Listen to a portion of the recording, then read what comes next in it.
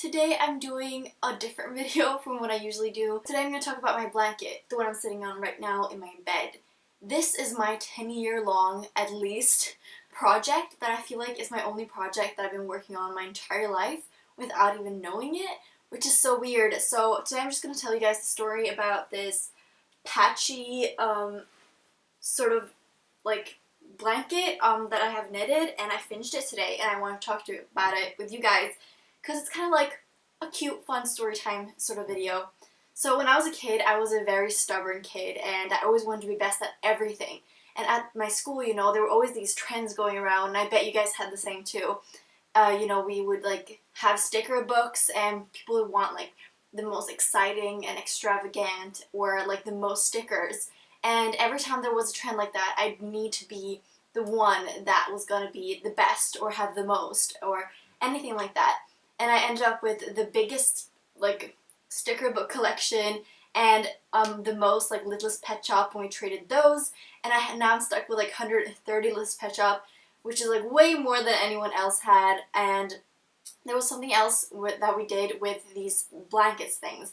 So you know when you take a string and you make a loop in it and you don't pull the string all the way through, like if you're going to tie a knot but only half so it creates a loop, and then you continue to pull from that string, it eventually builds these kind of thicker yarn, like you're making a longer piece of yarn that's just like knitted together in a way.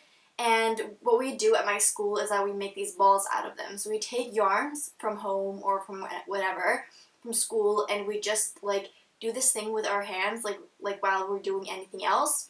And the balls would grow and grow and grow, and you make them into this huge yarn that you kind of hand knitted, and it would just be so huge. And you know, there's always this competition of who could have the biggest ball. And so when I moved from my old school, and I think we did this maybe when I was from 7 to 9, I'm not quite entirely sure, and I had this huge ball. I think I had one of the biggest ones. I was so sure like I needed to have the biggest one. I was such a little bitch back then. I just want to make an disclaimer.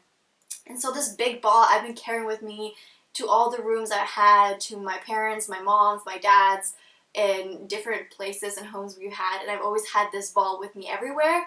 And you know, my parents are always like, why do you have this ball? Like, why don't you just, you know, throw it away or make something out of it? And my friends always ask me like, what is this ball you're having? Like, that's crazy. One day, during I think 2 years ago, I decided to knit just a blanket out of it, a very, very simple blanket, and I started knitting and knitting. I didn't know how big the blanket was going to be, or you know, if I was ever going to end it, because the ball just seemed so massive.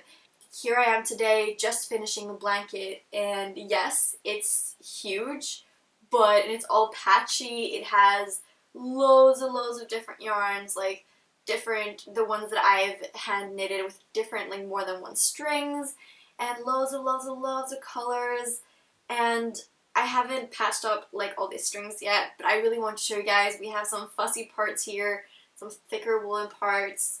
We have some orange fuzz here, and I'm not a great knitter, and I'm not showing you guys because it is knitted like perfectly or that it's fun. It's just fun, you know? I really love it because it's like, it feels like this one project that I've had for almost 10 years now, and I had no idea what it was going to end up looking like or what it was going to be or why I kept it. I just knew that I had to keep it, and now it's like done with, and I have this huge blanket that I'm probably just going to have on my bed, and it feels like kind of like a story.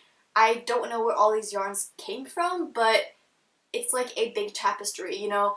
Anita Moorjani, she talks about life being this huge tapestry and how it's like a metaphor for your life, and that, you know, all these colors, they're all like different moods or different periods of my life.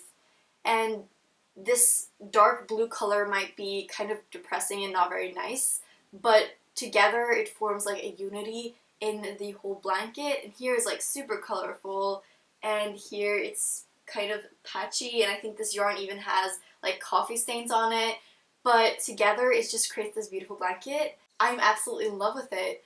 And isn't it weird how sometimes we can't see the start of things until it's over?